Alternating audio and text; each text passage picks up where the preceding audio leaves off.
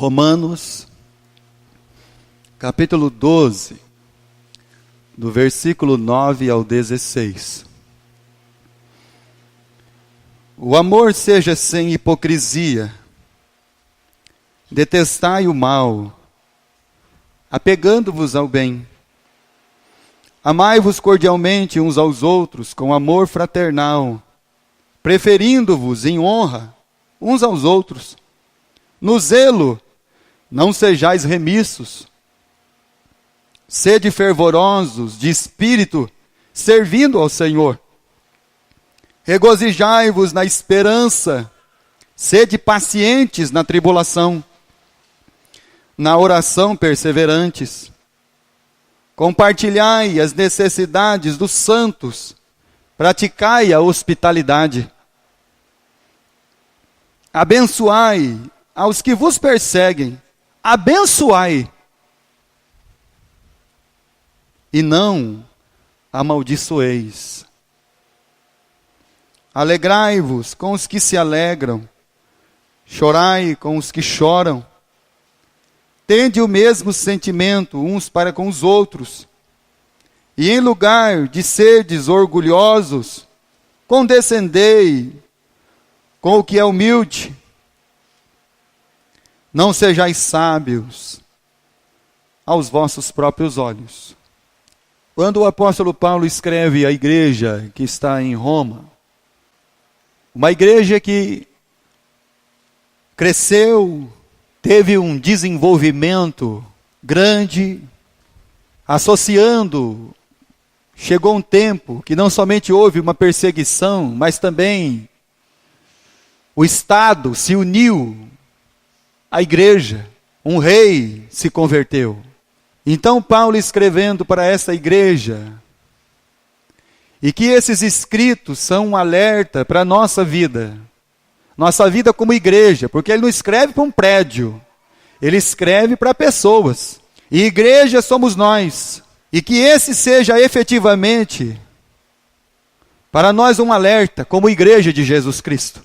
E Paulo, ele vai falar com esses irmãos de como eles vão lidar com toda essa questão daquilo que hoje a igreja brasileira, se podemos assim chamar, está vivendo. Há uma expectativa de que até o ano de 2020, os denominados evangélicos sejam quase a metade da população. Expectativa. Então a igreja, se assim podemos dizer, brasileira, já tem adquirido, meus irmãos, saído das periferias, saído dos lugares mais aí escondidos, saído mais dos interiores, agora já está no centro das grandes cidades, procurando os maiores barracões possível para aglomerar o maior número de pessoas lá dentro. Já tem também procurado colocar políticos em congresso, colocar vereador em cidade, prefeito, deputado, e até mesmo já tivemos aí candidatos à presidência dizendo-se evangélico. Então uma igreja que começa a adquirir muito poder, mas como vai lidar com isso é que é o problema. E aí nós temos que pensar, se talvez há 30, 40 anos atrás,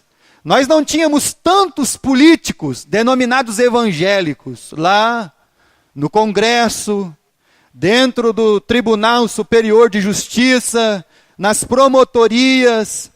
Então agora, meus irmãos, nós temos. E isso deveria chamar a nossa atenção. Se hoje eles estão lá em grande número, então por que a corrupção está tanta?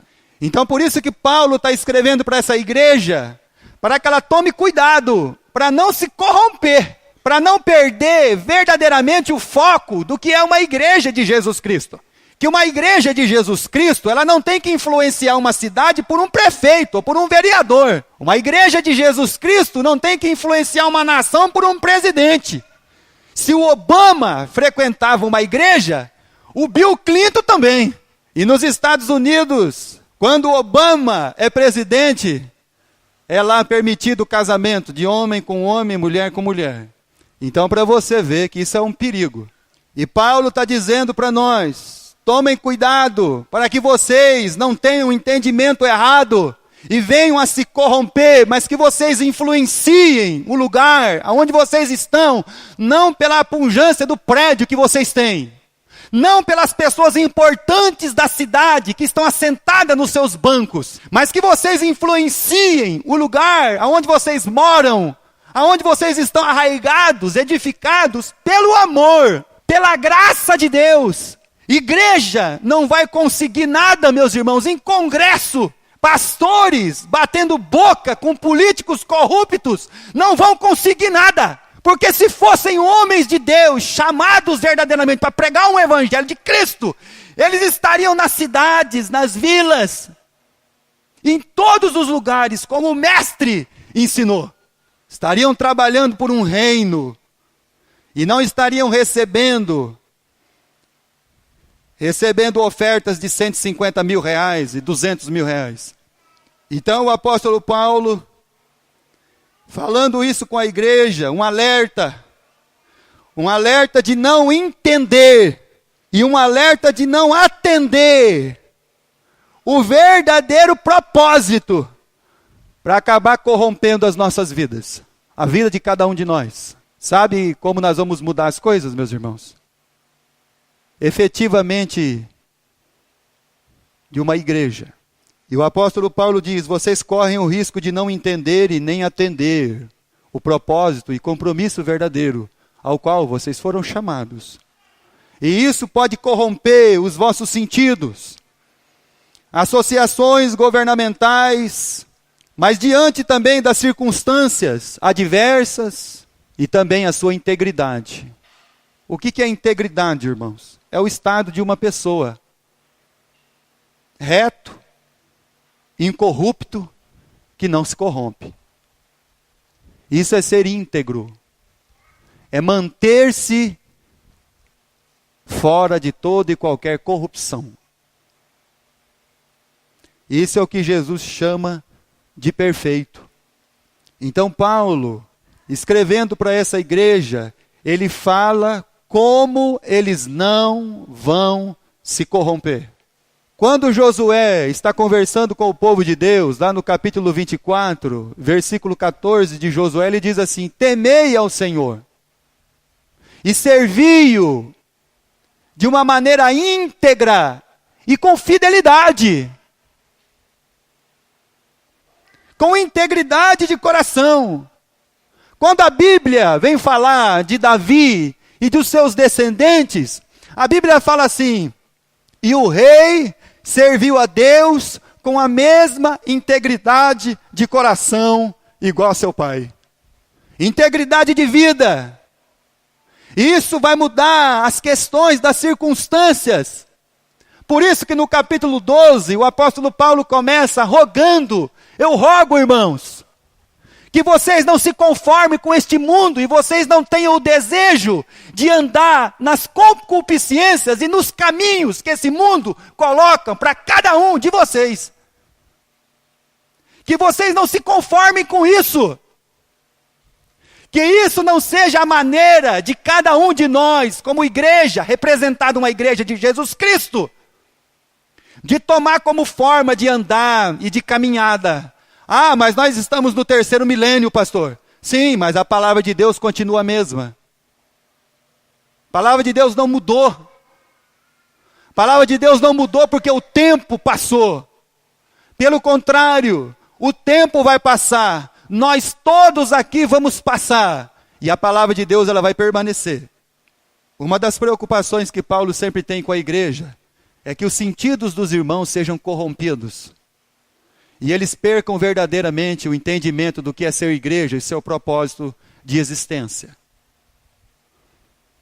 Então, por isso que Paulo escreve a eles: eu não quero que vocês se conformem com isto, mas que seja renovado, transformado o vosso entendimento, para que vocês não pensem como os caminhos deste mundo pensam, para que vocês não ajam segundo os seus sentimentos, que vão trair o coração de vocês.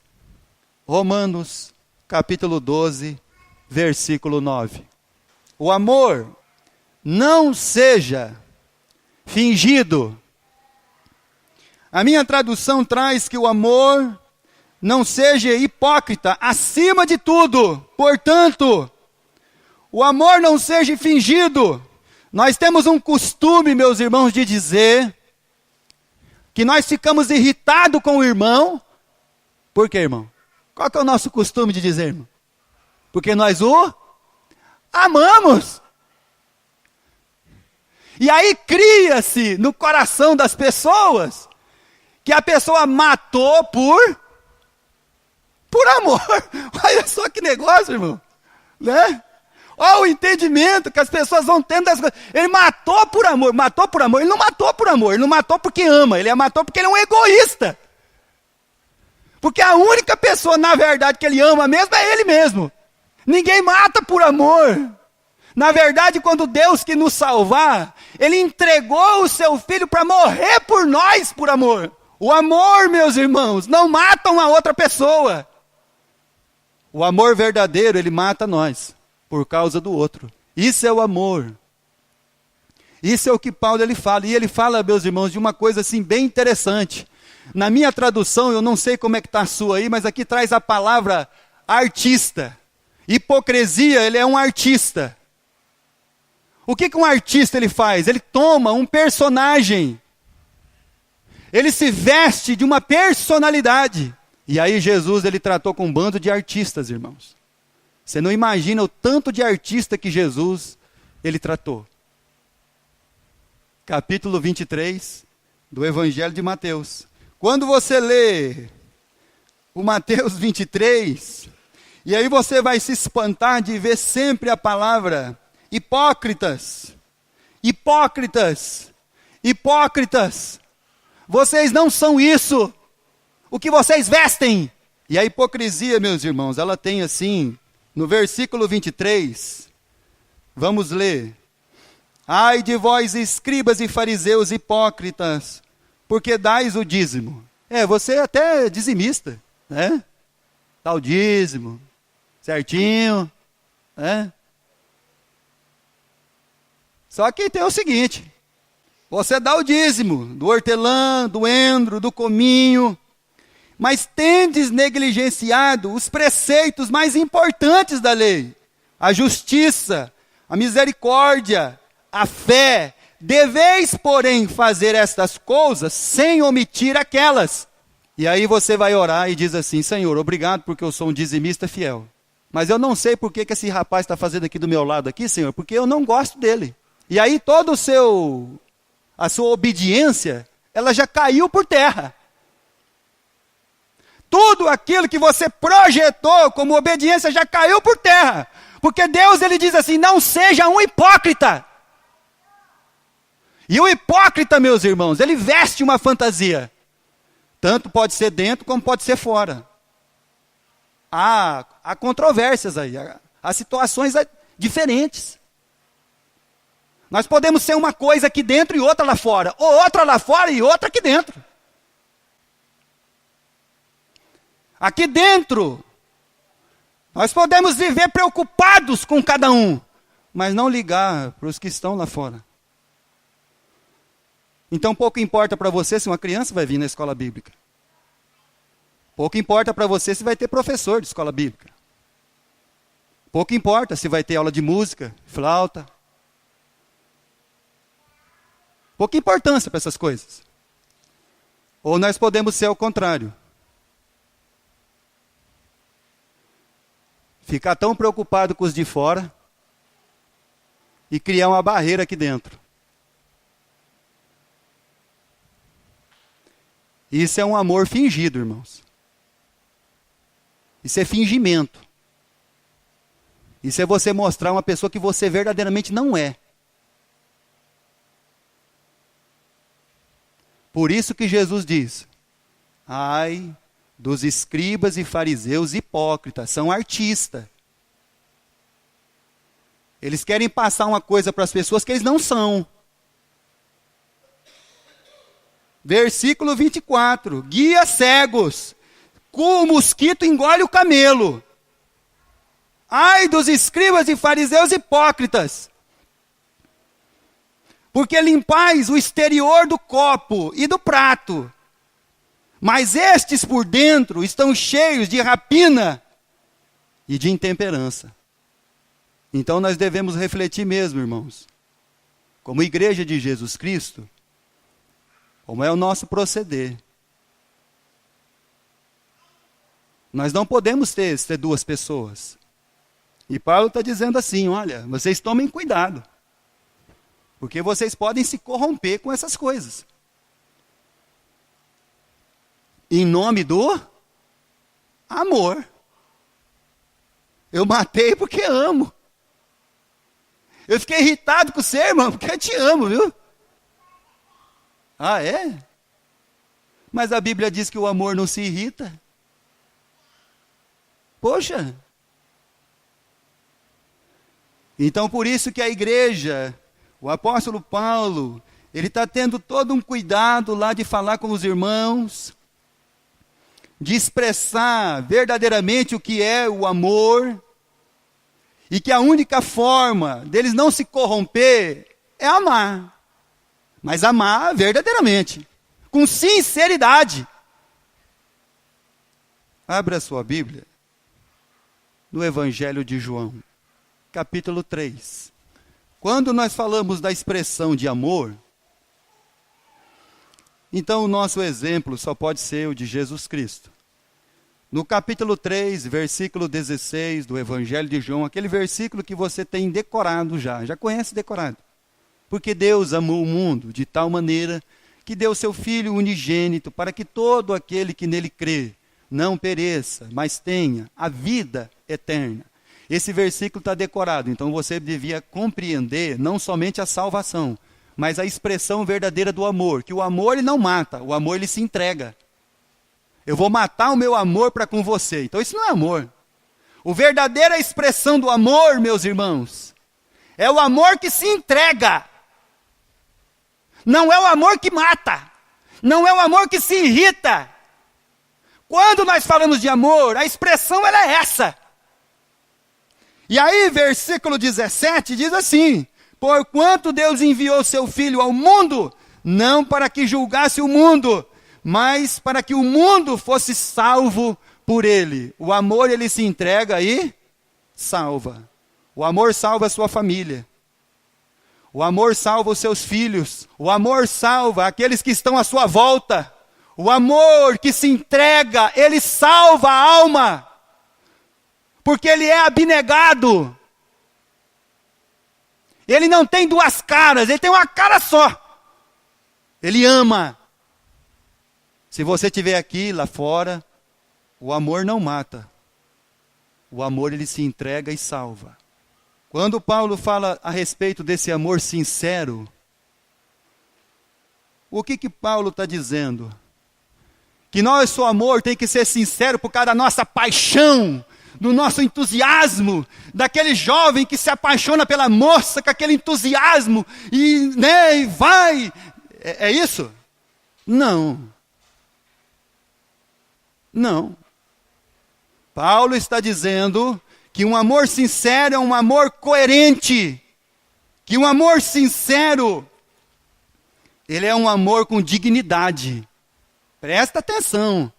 Amor não é paixão desenfreada, entusiasmo. Não, amor é sinceridade. Amor, ele é digno.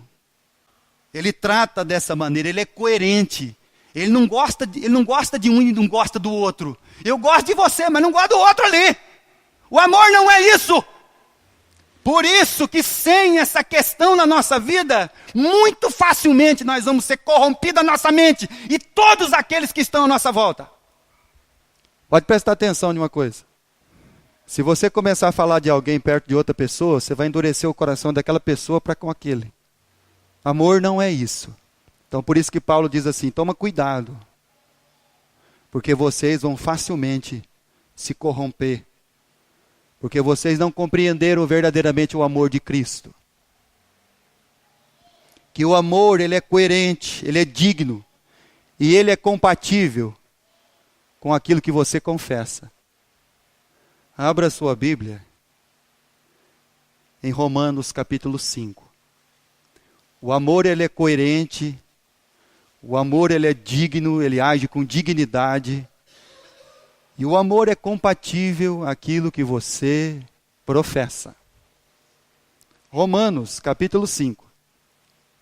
Portanto, quando Paulo falou de um amor coerente, digno, compatível, ele falou de Jesus. Capítulo 5, versículo 8. Deus prova o seu amor. Como é que Deus prova o seu amor? Amando só quem lhe ama? Morrendo só por aqueles que o amavam? Entregando a sua vida somente para aqueles que já professavam o seu nome? Como é que Deus prova o amor? Morrendo por nós, sendo nós ainda inimigos de Deus. Então, como o amor de Deus é provado na nossa vida? É provado porque Deus morreu pelos inimigos da cruz de Cristo. É muito fácil você amar uma pessoa que você vê uma vez por dia, não, uma vez na sua vida. É muito fácil você amar uma pessoa que você viu algumas horas ou uma vez na sua vida. Eu quero ver você amar pessoas que convivem com você a semana toda. Pessoas que vocês vão olhar para ele, e ele vai olhar para você e você vai ver defeito nele, e ele vai ver defeito em você. Eu quero ver você amar aí. Porque é aí que o seu amor vai ser provado. Que o seu amor não é fingido, não é de hipocrisia.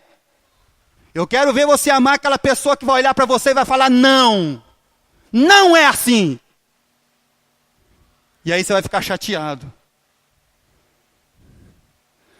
Vai voltar para casa aborrecido, magoado, entristecido. Quero ver você amar aí, irmão. É aí que nós somos chamados para amar, porque Deus prova o que é amor. Por isso que Jesus disse que ele lidou com um bando de artista. Se amar uma pessoa que você viu um dia, uma hora, é muito fácil. Ele não provocou você. Ele não olhou para a sua cara e falou que você está errado. Ele não magoou você. Ele não te distratou.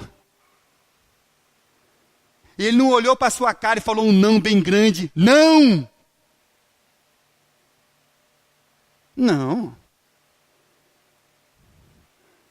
O amor nosso é provado a cada dia, irmão.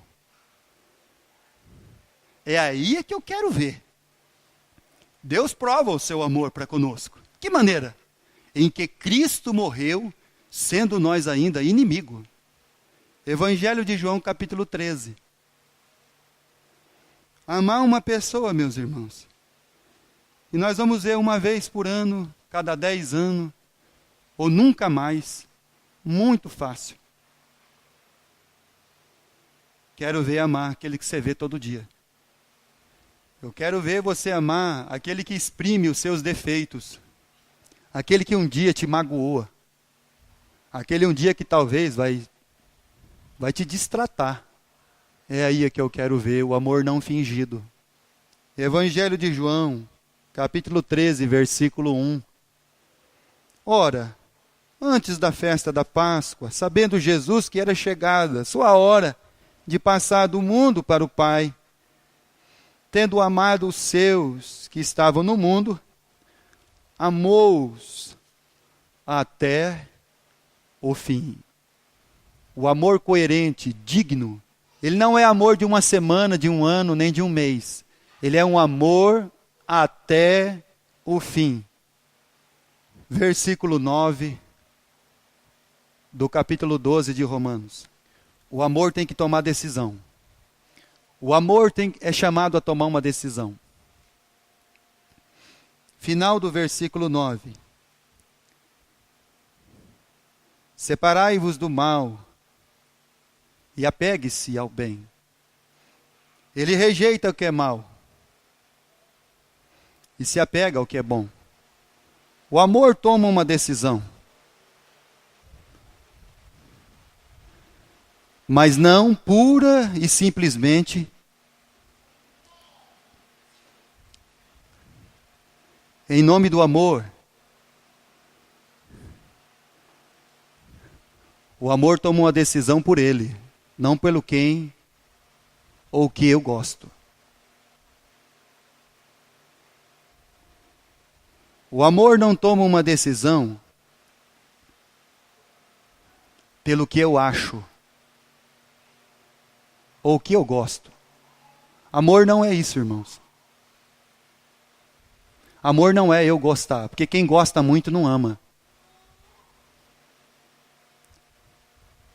Então, de fato, o nosso coração, se você gosta muito, você nunca vai amar. O amor não toma essa decisão.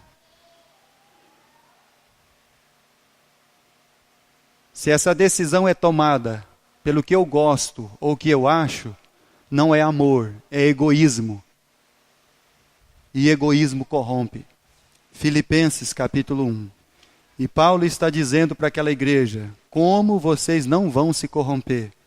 Vocês têm que ser assim. Filipenses capítulo 1. O amor não é egoísta. Versículo 21. Portanto, para mim o viver é Cristo e o morrer é lucro. Entretanto, se o viver na carne traz fruto para o meu trabalho, já não sei o que hei de escolher. O amor tem que tomar uma decisão. Eu já não sei que decisão eu tomo. Morrer, para mim, é lucro. Então, qual decisão tenho que tomar? Ora, de um outro lado, versículo 23, eu estou constrangido, tenho desejo de partir, estar com Cristo, que é incomparavelmente melhor. Amém. E é isso mesmo. Livre de toda fadiga, livre de todo pesar, livre de todo pecado, livre do medo da morte, livre do medo da saudade, incomparavelmente melhor. De fato, é isso aí mesmo. Mas o amor tem que tomar uma decisão. Mas por vossa causa. Aí o amor não é egoísta. Por vossa causa. É mais necessário permanecer na carne. E convencido disto estou, e certo de que ficarei e permanecerei com todos vós, para o vosso progresso e gozo da fé. Essa é a decisão do amor. É incomparavelmente melhor estar com Cristo, sem dúvida nenhuma. Mas por causa de vocês, Paulo diz, eu vou permanecer. Isso é a expressão de amor, e não de egoísmo. Capítulo 12 de Romanos, do versículo 10 ao 13. Amai-vos cordialmente uns aos outros, com amor fraternal, preferindo-vos em honra uns aos outros. No zelo sejais remissos, não sejais remissos. Sede fervorosos de espírito, servindo ao Senhor. Regozijai-vos na presença, na esperança, sede pacientes na tribulação, na oração perseverantes. Compartilhai as necessidades dos santos, praticai a hospitalidade. A igreja não vai ser conhecida porque tem político. A igreja não vai ser conhecida porque o pastor faz parte de um clube na cidade. Não.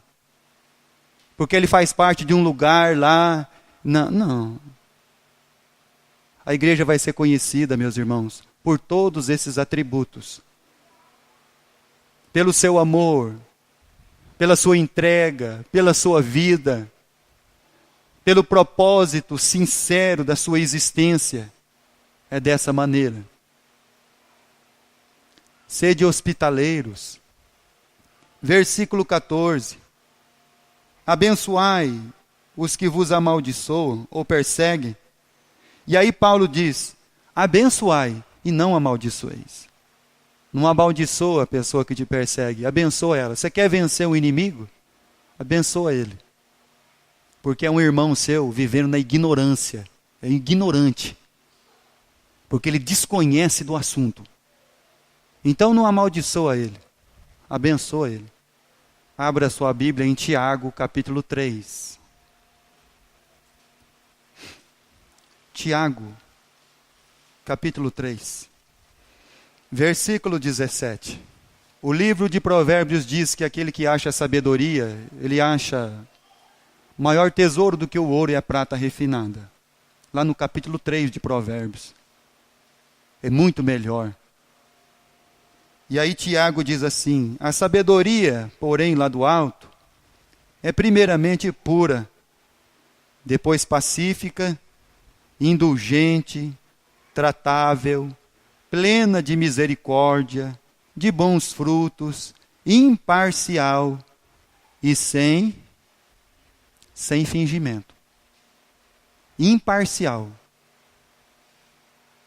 Ama todo mundo. Não tem esse negócio de esse aqui sim e esse aqui não.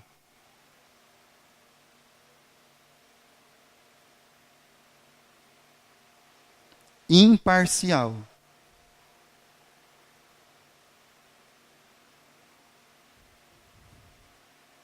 Versículo de número 15 de Romanos capítulo 12. Alegrai-vos com o que se alegram, chorai com o que choram. Talvez seja fácil você chorar com a desventura de alguém. Talvez seja mais fácil você chorar com as necessidades de alguém. E talvez seja difícil de nós sorrirmos com as conquistas de alguém. Porque se nós não amarmos mesmo, nós vamos ficar não felizes, mas tristes. Por quê? Porque nós achávamos que essas conquistas deveriam ser para nós. Por isso que é mais fácil chorar com quem chora, do que você sorrir com quem sorri.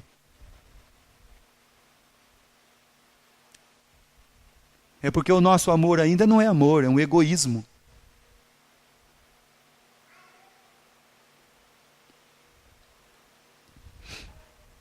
Tende o mesmo sentimento. Não é só um sentimento de Cristo, mas é o mesmo. Ou seja, hoje, amanhã, depois de amanhã, enquanto você viver, o mesmo sentimento. Que você não seja aquela pessoa que hoje está de um jeito, amanhã está de outro, irmão. Que hoje você sorri, amanhã não. Que hoje você fala oi e amanhã você vira a cara. Que tem todo um cuidado para falar com você. Que você tem uma casca em volta de você. Tem um milindre. Não, irmão.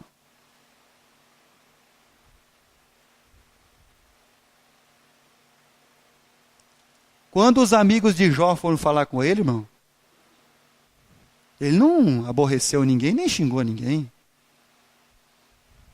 Apesar de ter perdido os 10 filhos,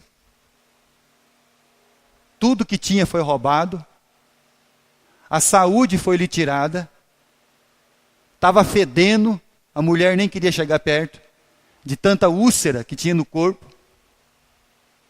A mulher mandou ele amaldiçoar Deus e morrer.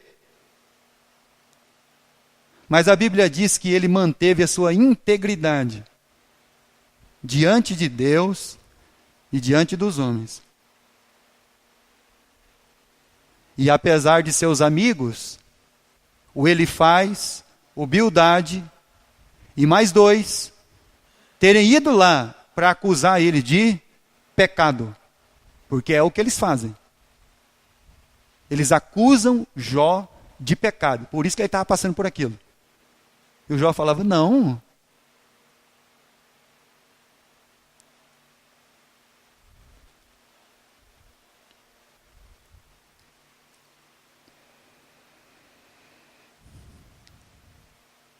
Seja alegre na tribulação, na esperança. Tenha paz.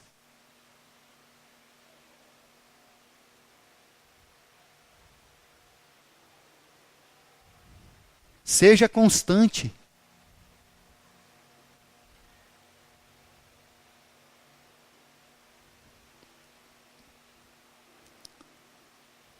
Primeiro Coríntios, capítulo 13.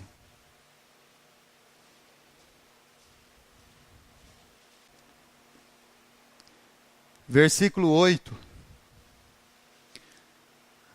Só a parte A. O amor. Tem uma tradução que diz assim, talvez aí na sua Bíblia está escrito, o amor nunca falha. A minha está, o amor jamais acaba. Talvez a sua tradução traz que o amor não falha. Que o amor não acaba, nunca acaba. Aí você fala assim, poxa pastor. Por que, meus irmãos, que o amor não falha e nunca acaba? Aquele que não ama não conhece a Deus, não conhece a Deus, não conhece a Deus. Aquele que não ama não conhece a Deus. Porque Deus é o quê, irmão? Porque Deus é amor. 1 João 4, 8. Por que o amor nunca acaba e não falha, irmão? Porque Deus é amor. Então nós temos que entender se nós amamos ou somos egoístas. Se nós entendemos o amor de Deus e somos constantes. E não tem problema de alguém um dia ter feito qualquer coisa, tem importância. O que a palavra de Deus nos ensina, para nunca o nosso coração ser um coração corrompido, é um amor sem fingimento.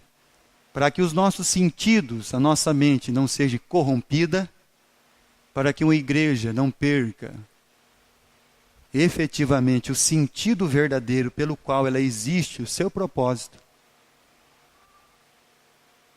de amar, ser hospitaleiro, considerar o outro mais importante do que você, abençoai e não amaldiçoeis, chorar, mas também rir, ter o mesmo sentimento sempre, e nunca como titubeando, mas sempre o mesmo sentimento. Porque Deus prova o seu amor para conosco. Em que Cristo deu a sua vida por nós, sendo nós ainda pecadores. Quando essas coisas falham, o homem troca Deus